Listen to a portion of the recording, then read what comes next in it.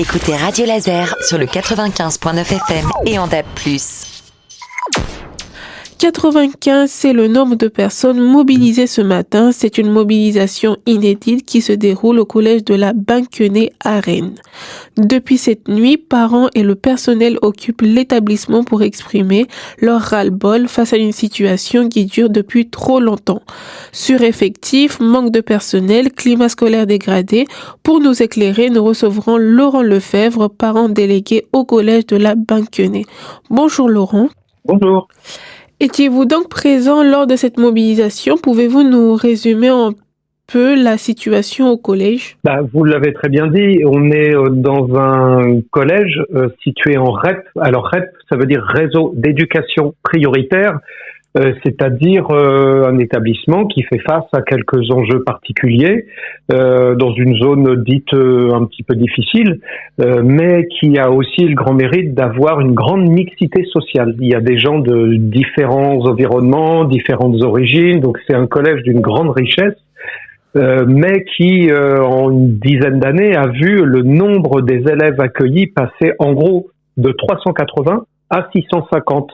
Donc c'est presque un doublement qui a eu lieu en près de 10 ans, mais dans les mêmes murs, les mêmes couloirs, le même préau, la même cour, sans plus d'augmentation de personnel, notamment de personnel encadrant.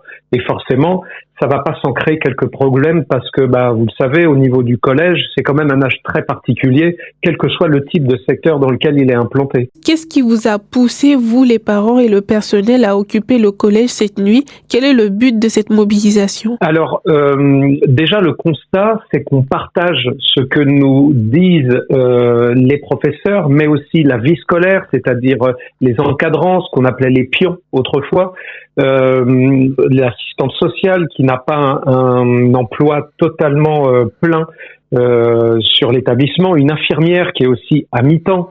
Donc quand on entend ça et qu'on voit aussi la multiplication d'incidents, parce qu'il y a un moment quand il y a toujours plus d'élèves mais pas plus de personnes pour les encadrer, effectivement il y a forcément un moment où ça devient compliqué. Donc on a vu presque un doublement des signalements, des incidents, et là on parle pas de petits détails ou d'oubli de carnet de correspondance, on parle de choses qui nécessitent l'exclusion de la classe d'un élève, et tout ça se fait au détriment de l'enseignement, de la qualité du temps passé en classe pour tout le monde, élèves comme enseignants, et puis aussi une grande augmentation des conseils de discipline qui, malheureusement, parfois débouchent sur des exclusions définitives. Donc tout ça n'est pas possible, surtout quand les personnels nous expliquent qu'ils savent faire leur métier, il n'y a pas de problème. Les enfants restent des enfants, ils savent quoi faire. Le problème, c'est qu'ils ne sont pas assez. Et comme ils ont demandé à être entendus par la hiérarchie, c'est-à-dire le DAZEN, alors ce qui veut dire directeur académique en gros de l'éducation nationale, le relais du ministre sur le territoire quelque part. Ils n'ont pas été réellement, voire pas du tout entendus, puisqu'on ne l'avait même pas rencontré en personne lui-même. Et il a fallu qu'il y ait un petit peu de battage médiatique, c'est-à-dire vous, radio, journaux, qui relaient notre mouvement pour qu'enfin, d'un seul coup, il se déplace dans l'établissement, ce qui s'est fait hier matin, mais au final, c'était somme toute plus des menaces rapport au fait que nous allions occuper illégalement un bâtiment que réellement une prise en compte réelle et sérieuse de la situation. Quelles sont les mesures concrètes que vous attendez pour que la situation s'améliore? En effet, très concrètement, il faut davantage de personnel à la vie scolaire, à l'encadrement, à l'accompagnement. La qualité de l'enseignement en tant que tel n'est pas remise en compte, sauf que, quelle que soit la qualité du professeur, dans des classes où le cadre de vie où le personnel encadrant n'est plus suffisant, où l'accompagnement pour les élèves en difficulté n'est plus assuré, on ne peut plus travailler. Imaginez, vous êtes le meilleur chirurgien du monde, mais vous n'avez ni aide-soignant, ni infirmière, ni personne à l'accueil de l'hôpital. Donc il y a un moment pour que chacun puisse faire son travail, il faut malgré tout un cadre. Et c'est ça que demandent les professeurs, ni plus ni moins. Par exemple, vous parliez de CPE, donc de directeur d'établissement, de chef d'établissement si on veut. Tout à fait. Il y a un poste et demi. Sauf que quand vous avez un poste et demi, c'est-à-dire qu'il y a quelqu'un qui vient la moitié de la semaine. Donc quand cette personne arrive, mettons le jeudi ou le mercredi matin, pour prendre en charge son demi-poste, il y a un temps de passation d'informations avec le CPE plein temps en place pour expliquer ce qui s'est passé, pour pouvoir fonctionner et faire ce travail de demi-poste de CPE en plus. Donc, tout ça enlève du temps au CPE principal et fait que ce n'est pas un poste et demi, c'est plutôt un poste virgule 2 peut-être, quelque chose comme ça. Or, c'est bien de 2 postes dont il y a besoin. Donc, il y a un moment, quand on fait ça dans tous les postes, mais aussi c'est valable pour l'infirmière qui est là à mi-temps, on parle quand même de 650 élèves. La réponse qu'on nous apporte est globalement sur l'image. On nous culpabilise en disant que nous donnons une mauvaise image du collège. Mais une fois de plus, je vous le dis, je pense que c'est tout l'inverse. On montre qu'on est concerné et mobilisé par un quartier, une diversité et une école qu'on aime et des professeurs qui ne sont pas là par hasard. Quand on s'inscrit en professeur en REP dans ces zones d'éducation prioritaire, c'est un choix. C'est une envie de se frotter. C'est parce qu'on aime ces élèves. Ils nous le disent très bien.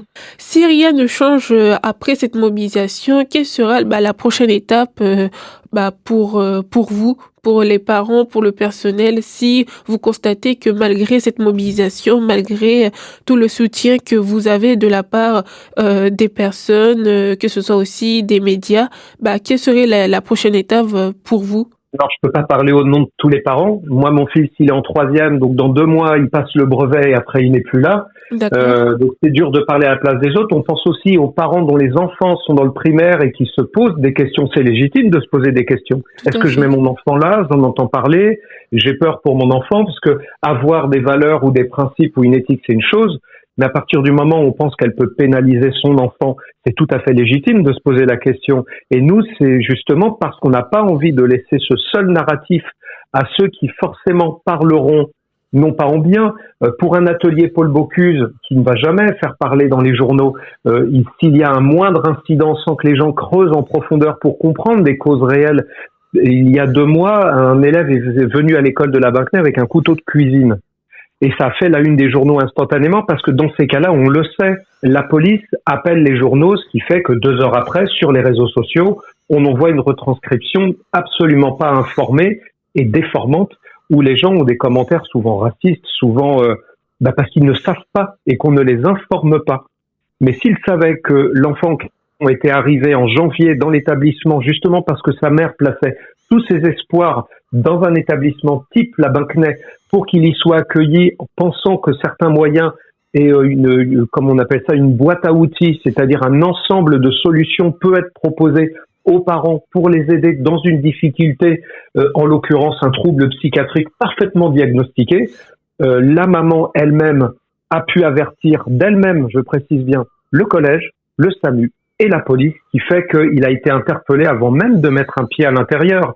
Mais on ne peut pas compter sur la chance. Et donc, c'est malgré tout avec le sang-froid de parents parfaitement au courant du trouble qui affecte malheureusement leur enfant. Et c'est un vrai drame pour l'enfant en premier, pour les parents, la famille. Et aussi, c'est une douleur pour l'école de se dire que ils n'avaient pas aussi les moyens humains qui fait qu'on aurait peut-être pu mieux prendre en charge cet élève, sachant que c'est une place dans un institut spécialisé. Donc les gens qui vont lire un article fait à la va-vite par des gens venus sur place et informés par la police dès qu'elle a été contactée, ne peuvent avoir qu'une vision partielle et effrayante.